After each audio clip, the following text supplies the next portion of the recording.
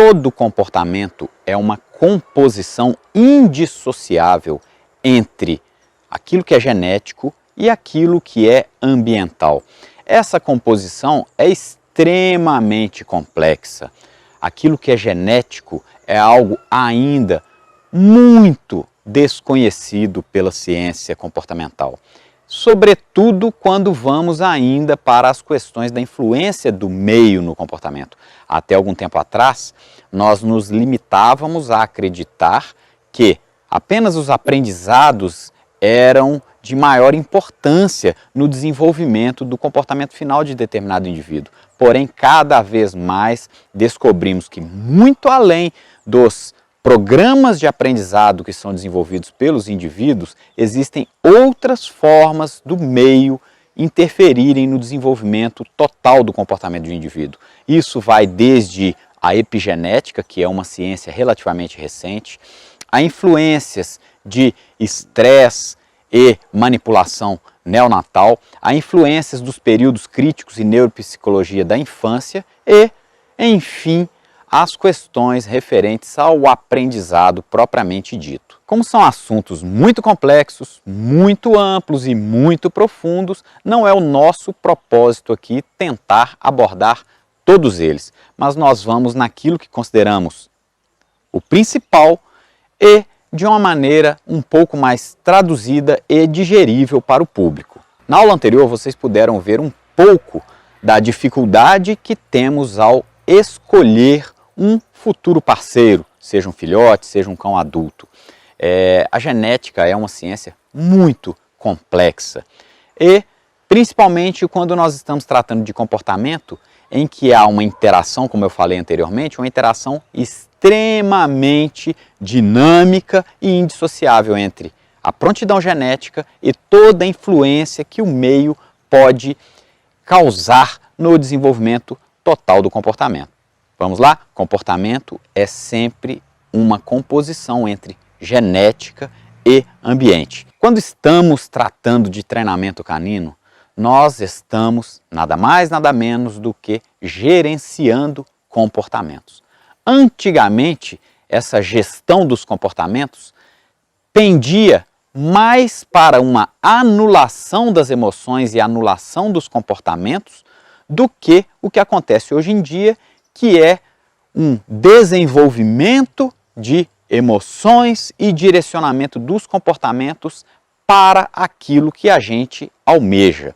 E essa é a grande diferença entre o treinamento que sempre foi praticado em todo o mundo no século XX e o treinamento que a partir do final do século XX passou a ser descortinado para o mundo dos treinadores das diversas espécies de animais. Antigamente os cães apresentavam seus comportamentos naturais, ou como se chamava antigamente, comportamentos instintivos, e o homem, o treinador, tolhia determinados comportamentos que não lhe eram convenientes. A partir de uma melhor visão do comportamento e do aprendizado, passamos a perceber que quando nós desenvolvemos comportamentos e direcionamos esses comportamentos para as nossas finalidades, nós temos uma qualidade de vida melhor para os cães, assim como também um melhor desempenho na função ou na proposta que nós almejamos. Dessa forma, na história mundial do adestramento, a gente passa de uma grande era do treinamento, como alguns chamam punitivo, ou por compulsão, ou por aversivos, e migramos para a era do treinamento motivacional, ou como muitos chamam atualmente, de treinamento positivo. E o treinamento positivo tem tomado uma força muito grande, sobretudo nos meios de comunicação, porque muitos têm utilizado disso como forma de autopromoção, mas que na grande maioria não se treina pelo positivo como se propaga. O treinamento motivacional ou treinamento positivo é um treinamento extremamente difícil de se conduzir, porque nós estamos lidando com vida. Antigamente, apesar do desempenho ser mais baixo, o treinamento era muito mais simples, tanto de se compreender como de se executar, porque ele se resumia em tolir as motivações. Da forma com que nós buscamos hoje, nós não queremos tolir as motivações, nós queremos desenvolver as emoções. E quando a gente desenvolve emoções, a gente passa a lidar com vida, e lidar com a vida é algo muito difícil porque requer feeling, requer experiência e requer conhecimento sobre os mecanismos de condicionamento. Eu falo isso não para desencorajá-los a aprenderem como desenvolver as vias positivas de aprendizado em seus cães. Eu falo isso para encorajá-los a conhecerem mais sobre como o treinamento positivo realmente se desenvolve e como as emoções poderão interferir positivamente ou negativamente no seu programa de aprendizado para o seu cão. Então vamos lá. Todo comportamento é motivado por emoções. As emoções, elas são desencadeadas por, inicialmente, programas genéticos, ou seja, os animais nascem com programas para terem respostas emocionais naturais, e sempre elas são desencadeadas na prática por gatilhos ambientais ou starts ambientais. Então toda emoção se desenvolve mais ou menos como eu vou demonstrar nesse gráfico. A gente tem aqui a curva normal emocional. Ela tem uma fase basal. Aqui nesse pontilhado é o momento em que há um gatilho ambiental qualquer que desencadeia a evolução dessa resposta emocional. A resposta emocional, ela tem uma curva ascendente, um pico e depois uma curva descendente. E onde está a dificuldade no treinamento positivo? É porque, como eu falei, estamos gerenciando emoções e são coisas intangíveis. É muito mais fácil eu tolir a vida, é muito mais fácil eu tolir um comportamento do que eu estimular esse comportamento e modelar esse comportamento no sentido do comportamento que eu desejo. Basicamente, como nós procederemos? Tentando reforçar cada emoção que nós temos na sua curva ascendente. Se conseguimos reforçar a emoção na curva ascendente, nós promoveremos um aumento do pico emocional, mais ou menos da seguinte forma. Se porventura eu entro com um reforço positivo, e aí a gente pode pensar em qualquer tipo de reforço positivo, um petisco, um grão de ração, ou mesmo uma bola como um brinquedo, se eu entro no sistema emocional com um reforço positivo na curva ascendente, nesse ponto, por exemplo, a tendência é que, com a repetição do processo e com o reforço sempre na curva ascendente, que essa curva passe a se apresentar para mim com picos cada vez mais altos. E é esse o meu objetivo. Cada vez que se apresenta com picos mais altos, eu tenho condição de reforçar em fases mais altas dessa linha ascendente da minha curva, e isso promoverá cada vez mais picos mais altos emocionais. E aí cabe a mim não só reforçar nas fases ascendentes da curva, mas também direcionar essa curva emocional para os comportamentos que eu desejo. Essa é, em resumo, a chamada modelagem ou shaping.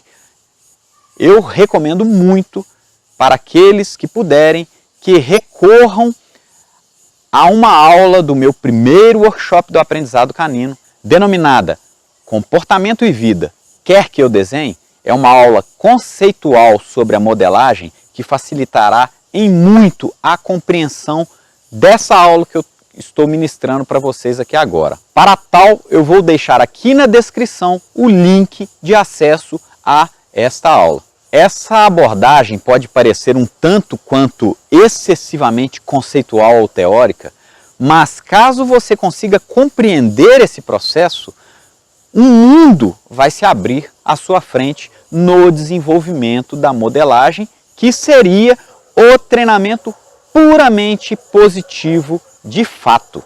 Tudo será muito mais facilitado caso se conheça os processos de aprendizado associativos, tais como o condicionamento clássico, estudado lá por Ivan Pavlov, e o condicionamento instrumental, estudado por Eduardo Thorndike. Quando nós compreendemos a conexão emocional e quando nós compreendemos os mecanismos de recompensa indireta e da lei do efeito, nós começamos a entender que todo comportamento reforçado tende a se apresentar cada vez mais com maior frequência e com maior força.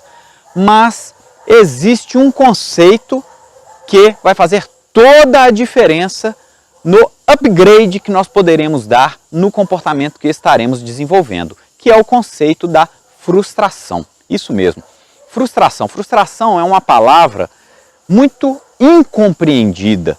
Normalmente, a impressão que se tem da palavra frustração não é muito boa, mas na verdade, a frustração é o verdadeiro catalisador do desenvolvimento comportamental. E eu vou demonstrar aqui como ela funciona. Então vamos lá. O que seria frustração? Frustração não é aquela tristeza que dá porque uma pessoa não conseguiu algo.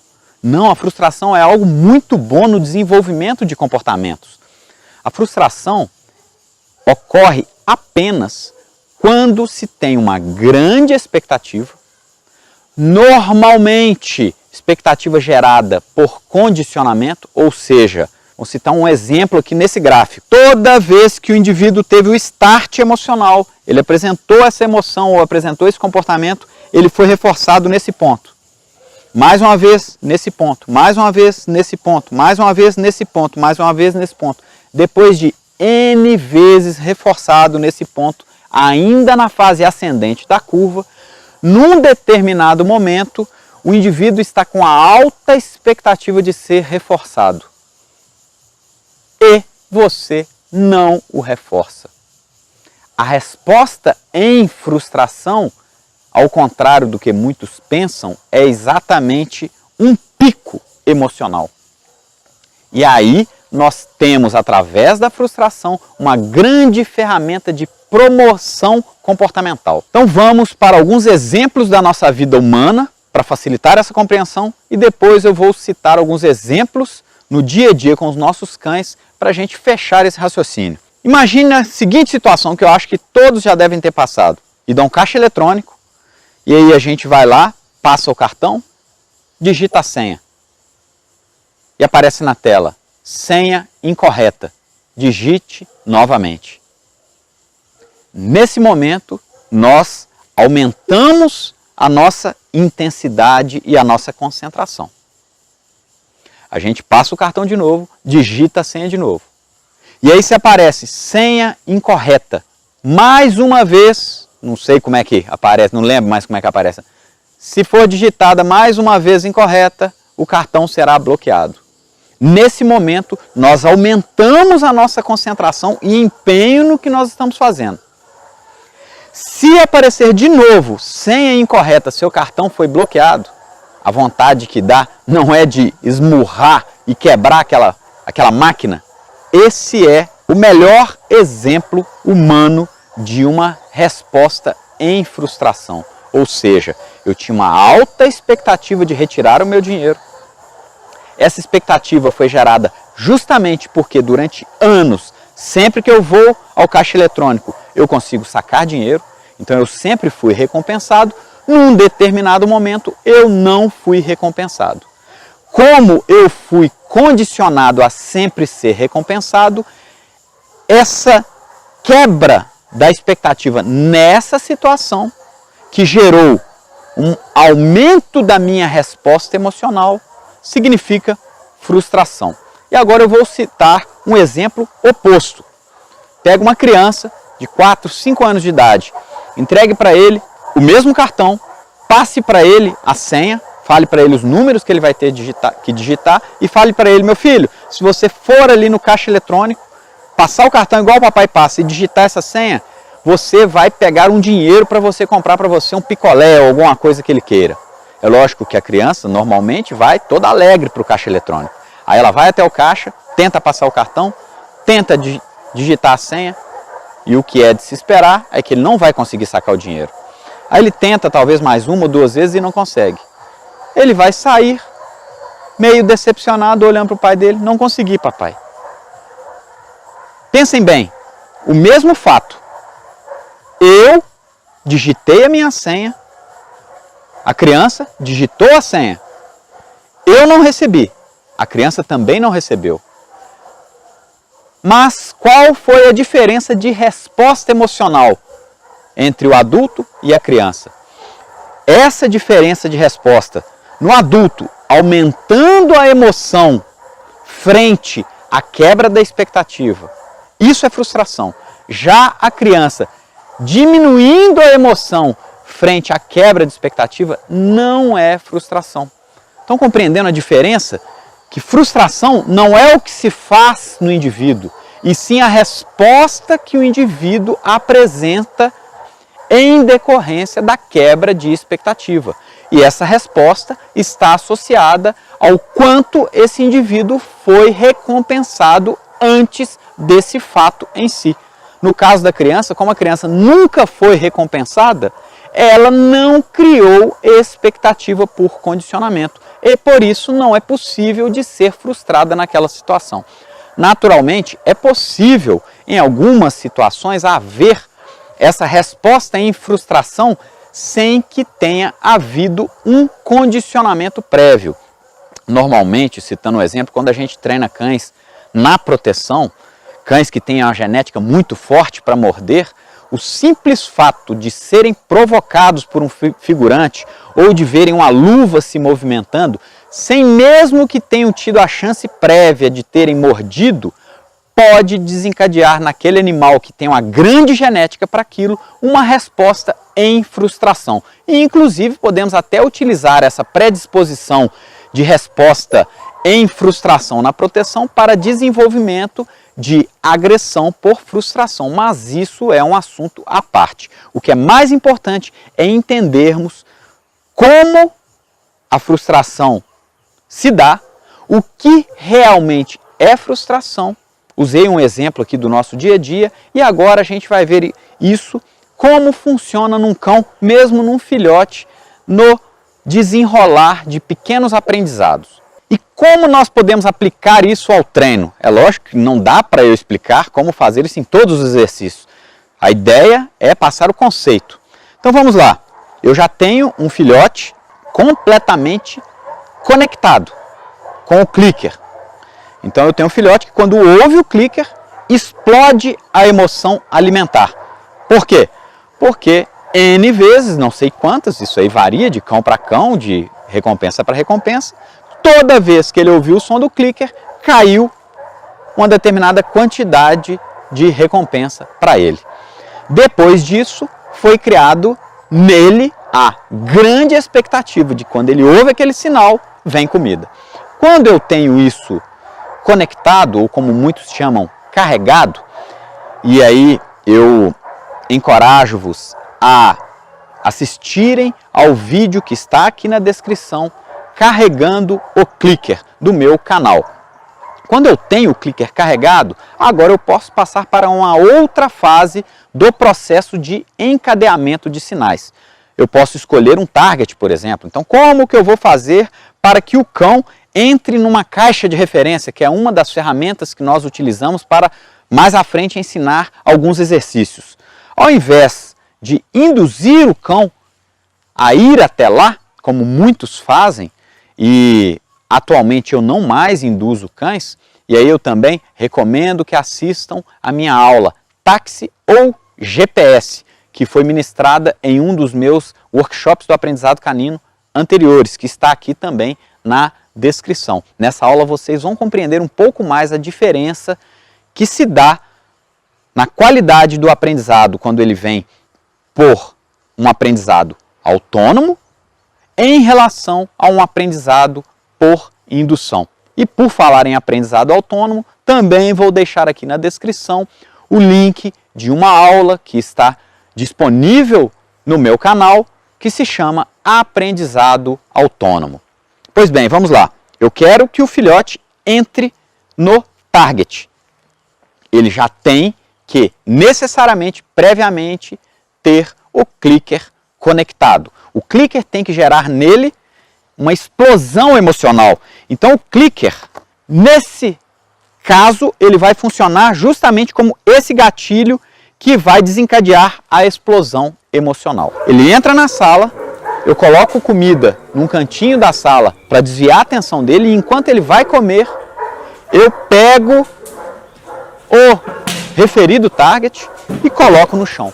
Quando eu coloco o target no chão e ele acabou de comer e olha para o target, ele vai lá conferir o target.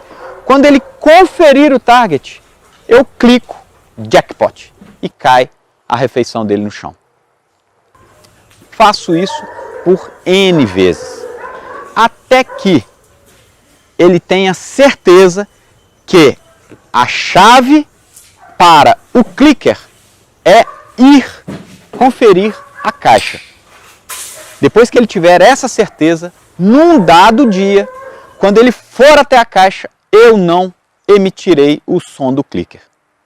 Ele vai com certeza de receber o som do clicker, que consequentemente trará o jackpot. Mas quando ele for e não ouvir o som do clicker, ele já vai chegar na caixa voltando. E de repente olhará e, ei, não é possível que você não viu que eu fui até a caixa? E aí ele vai voltar até a caixa, porém ele vai voltar com mais força. Acreditem nisso, ele voltará com mais força. E aí quando ele voltar com mais força, clique jackpot. Então isso estaria acontecendo mais ou menos assim. Ele sempre foi reforçado, sempre foi reforçado, sempre foi reforçado. Num dado dia eu não reforço, o que vai acontecer? A emoção no sentido da caixa vai apresentar-se com mais força. E aí nesse momento eu reforço num ponto mais alto. Quando eu reforço num ponto mais alto, eu ganhei essa força, essa distância comportamental. Agora esse comportamento vai me dar cada vez mais gordura para poder trabalhar. E a partir de então, eu passo a recompensar sempre nos pontos mais altos. Eventualmente, num ponto mais baixo. Eventualmente, num ponto intermediário. E, de vez em quando, volto a reforçar repetidas vezes num ponto mais alto.